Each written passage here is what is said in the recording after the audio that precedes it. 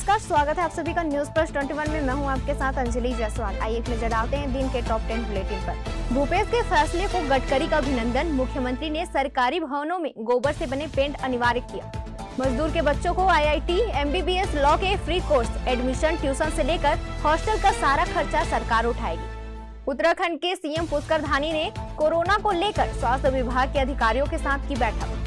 UP में CM योगी का आदेश, testing और कोविड वैक्सीनेशन को बढ़ाएंगे। PM मोदी मास्क पहनकर संसद पहुंचे, सभी के लिए मास्क अनिवार्य किया। दिल्ली के बदरपुर इलाके में युवक की सरेआम हत्या का वीडियो आया सामने, 3 लोगों ने चाकू से वार किया। भाजपा नेता नीतीश राणे बोले, आदित्य ठाकरे का नार्को टेस्ट होना चाहिए। सुशांत केस से जुड़ा है मामला।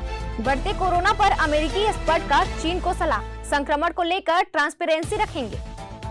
रोहित से T20 वनडे की कप्तानी छीनी जा सकती है, हार्दिक होंगे नए कप्तान, बोर्ड ने की बातचीत।